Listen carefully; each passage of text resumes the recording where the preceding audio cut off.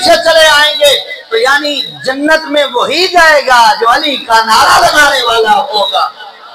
और मोहब्बत की बात आज कर रहा हूँ, हम अहले मोहब्बत हैं, अहले सुन्नत अहले मोहब्बत है।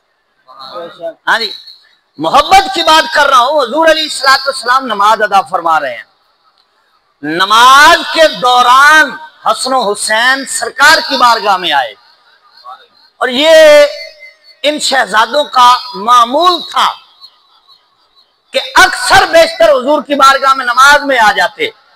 और वो जो बड़ी मशहूर रवायत है कि सरकार ने हजरत इमाम हुसैन रज़ी अल्लाह ताला अन्हु के लिए सजदा लंबा कर दिया, ये एक रवायत है। और भी बहुत सारी रवायात हैं। एक रवायत ये कि हुजूर ने इनके लिए सजदा लंबा किया, और दूसरी रवायत सुनिए, सरकार नमाज पढ़ा रहे हैं, जल्दी जल्दी हुजूर ने नमाज पढ़ाई, मस्जिद से बाहर सरकार तशरीफ लाए। सहाबा कराम ने अर्ज की, या रसूल अल्लाह अलैहिस्सलातु वस्सलाम, आज बड़ी जल्दी नमाज पढ़ाई है। यानी ऐसा मामूल नहीं था कि हुजूर नमाज पढ़ाए और फौरन मस्जिद से बाहर तशरीफ लेकर जाए, ऐसा मामूल नहीं था। आज मामूल के हटकर जो है ये काम हुआ, हुजूर जल्दी बाहर तशरीफ लाए। सहाबा कराम ने अर्ज की, हुजूर आज आप बड़ा जल्दी बाहर तशरीफ लाए हैं। तो सरकार अलैहिस्सलाम ने फरमाया, जब मैं नमाज पढ़ रहा था तो बाहर किसी बच्चे के रोने की आवाज आई, तो मैंने समझा मेरा हुसैन ना रो रहा हो, मैंने नमाज जल्दी खत्म करके अपने हुसैन को देखने के लिए आ गया। एक रवायत में नमाज लंबी की, याद रखना। दूसरी रवायत में क्या, नमाज मुख्तसर की, जल्दी नमाज पढ़ाई सरकार बाहर। अब तीसरी रवायत सुनिए, सरकार खुतबा इरशाद फरमा रहे हैं, खुतबा इरशाद फरमा रहे हैं। हसन हुसैन मस्जिद में आए, बचपन की उम्र है। हाँ जी, हसन हुसैन मस्जिद में आए। जब हसन हुसैन मस्जिद में आए ना, तो ऐसा कि जैसे बचपन में बच्चा चले ना तो गिरने लगता है। हसन हुसैन तो गिरते ही नहीं है। हाँ जी, लेकिन वो बचपन की उम्र के लिहाज से मैं बात कर रहा हूं कि जैसे हमारे बच्चे जब शुरू करें ना चलना, हाँ जी, जब चलना शुरू करें तो कभी गिरते हैं, कभी चलने लग जाते हैं। तो ऐसी हालत हुई तो सरकार ने खुतबा छोड़ दिया। सरकार तशरीफ लाए, हसन हुसैन को उठाया, गोद में बिठाया। तो अब देखिए, इनके लिए कभी नमाज लंबी है, कभी इनके लिए नमाज जो है वो मुख्तसर कर रहे हैं, और कभी इनके लिए खुतबे छोड़ रहे हैं। ये मोहब्बत नहीं है तो और क्या है? तो सरकार ने बचपन में फरमा दिया, अल हसन वल हुसैन सय्यदा शबाबी अहलिल जन्नह। फरमाया हसन हुसैन को मैंने जल्दी जवानों का सरदार बना दिया है। हमारे बच्चे इम्तिहान पढ़कर, इम्तिहान पास करके फिर मकाम पाते हैं। इम्तिहान पास करेंगे तो कोई डिग्री मिलेगी, इम्तिहान पास करेंगे तो मैट्रिक की सनद मिलेगी, इम्तिहान पास करेंगे तो आखिरत की सनद मिलेगी, इम्तिहान पास करेंगे तो बीए की सनद मिलेगी। लेकिन कुर्बान जाए हसन हुसैन की वो साल है, उम्र 6-7 साल है, और मकाम हुजूर ने क्या दिया है? पर मैं इम्तिहान तो ये 56 साल की उम्र में जब देंगे फिर इम्तिहान देंगे, पर मकाम बचपन ने अता फरमा दिया। फरमाया मैंने इनको जन्नती जवानों का सरदार बना दिया है। इसको इस तरह समझे, हदीस आप समझे रहते हैं, हमारा कोई बच्चा हो 6 साल का हो, 7 साल का हो, अब उसके नामे जो है कोई मकान, कोई पराग नहीं लगाते। क्यों नहीं लगाते? उम्र थोड़ी है। क्यों नहीं लगाते? कि अकल थोड़ी है। क्यों नहीं लगाते? कि समझदार नहीं है। क्यों नहीं लगाते? कि ये संभाल नहीं सकेगा। पर कुर्बान जाए, उम्र 6 साल है, उम्र 7 साल है, सरकार ने जन्नत भी अता कर दी है और जन्नती जवानों का सरदार भी बना दिया है। नारे तकबीर, नारे रिसालत, नारे हैदरी, हुसैनियत, नारा लाओ ना जोर लाके, हुसैनियत, हुसैनियत, यजीदियत, यजीदियत। हाँ जी, जन्नती जवानों का सरदार, ये मकाम है उनका। ये मकाम करबला के बाद नहीं है, ये मकाम करबला की शहादत के बाद नहीं है, ये तो बचपन में है। हाँ जी, जिनका बचपन में ये मकाम है तो फिर करबला में मकाम का आलम क्या होगा। यानी मोहब्बत की बात अर्ज कर रहा था, क्योंकि हम अहले सुन्नत हैं, हम मोहब्बतें बांटते हैं, नफरतें कहीं और हैं। हम तो सहाबा कराम की मोहब्बत भी दिल में रखते हैं, अहले बैत की मोहब्बत भी उसी दिल में रखते हैं, क्योंकि ये कोई अलग अलग मोहब्बतें नहीं है, ये कोई अलग अलग मोहब्बतें नहीं है, ये मोहब्बत एक ही है।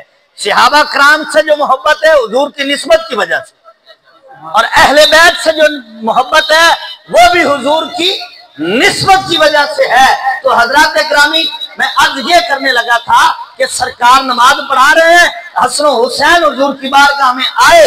अब सुनिएगा जुमला जरा, आए तो एक सहाबी आज पहले दिन आए हैं, उनको मामूल का पता नहीं है, उनको मामूल का पता नहीं है, क्योंकि मामूल तो सिद्दीक़ अकबर को पता है, हाँ जी, फारूक आजम को पता है, उस्मान गनी को पता है रज़ी अल्लाह तआला अन्हु। ये सहाबी आज पहले दिन आए। तो अब जब हसन हुसैन आए ना, तो उस सहाबी ने हसन हुसैन को हुजूर से दूर कर दिया। वो नमाज में जब सरकार नमाज अदा कर रहे थे तो ये जमात वाली भी नमाज नहीं थी, दूसरी नमाज थी। तो हसन हुसैन को सरकार अलैहिस्सलाम से दूर किया। जब सरकार ने नमाज पढ़ाई, जुमला सुनिएगा, जब हुजूर ने नमाज मुकम्मल की तो सरकार ने उनसे फरमाया, दाऊहुमा, इन दोनों को छोड़ दो, मुझसे दूर ना करो। हुजूर फरमा रहे हैं इनको दूर ना करो, इनको छोड़ दो, इनको मुझसे दूर ना करो। और जुमले अगले इस हदीस के हैं, सरकार अलैहिस्सलाम ने फरमाया, सारी कायनात कहती है फिदा का अबी व उम्मी या रसूल अल्लाह। सिद्दीक़ अकबर अर्ज करे फिदा का अबी व उम्मी या रसूल अल्लाह। फारूक आजम अर्ज करे फिदा का अबी व उम्मी या रसूल अल्लाह। उस्मान गनी अर्ज करे फिदा का अबी व उम्मी या रसूल अल्लाह। दिगर सहाबा कराम जब बात अर्ज करते हैं, कोई बात कुछ नहीं होती, ये सरकार पूछते हैं तो पहले अर्ज करते हैं फिदा का अबी व उम्मी या रसूल अल्लाह। या रसूल अल्लाह, मेरा माँ बाप आप पर कुर्बान हो।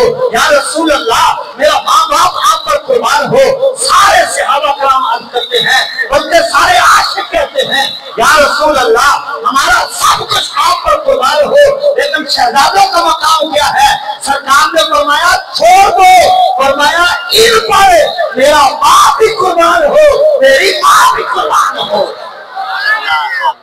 इन पर मेरा बाप भी कुर्बान, मेरी माँ भी कुर्बान। ये कौन मोहब्बत सिखा रहे हैं? आयत करीमा मैंने अर्ज की, उसमें अल्लाह तबारक व तआला ने मोहब्बत मांगी, और फिर सरकार अलैहिस्सलाम मोहब्बत सिखा रहे हैं। हाँ जी, और सिखाई किनको है?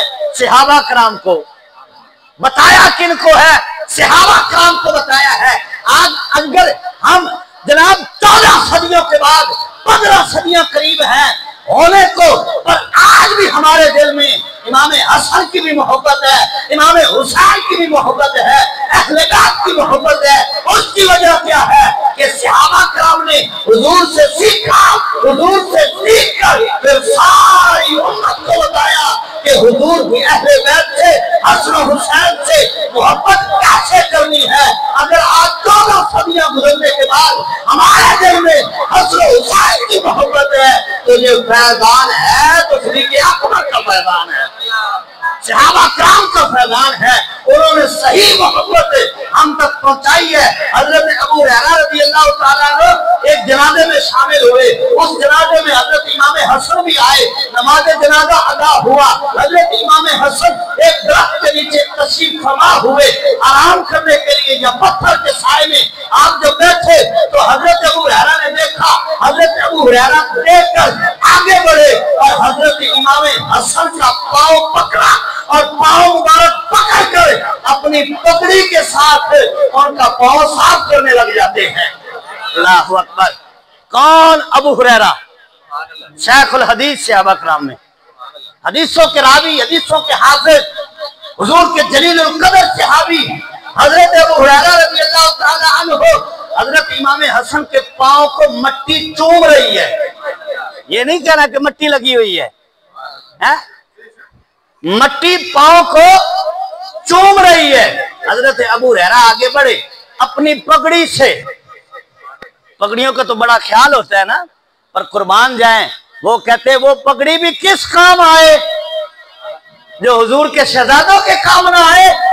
हाँ जी, पगड़ी भी वही है जो हुजूर के शहजादों के कदमों में कुर्बान हो जाए। अल्लाह अकबर। जब हजरत अबू हुरैरा ने पगड़ी के साथ इमाम आसिम के साथ जो है उनके पांव साफ करने चाहे, पांव पीछे कर लिया। हजरत इमाम हसन ने कहा आपकी उम्र ज्यादा है, आप मेरे नाना जान के बड़े प्यारे सहाबी हैं, आप तो ऐसा ना कीजिए। तो हजरत अबू हुरैरा ने पता क्या फरमाया? फरमाया मैंने ये करना ही है, मैंने ये करना है। क्यों? कि मैंने जो सरकार से आपकी सामने सुन रखी है।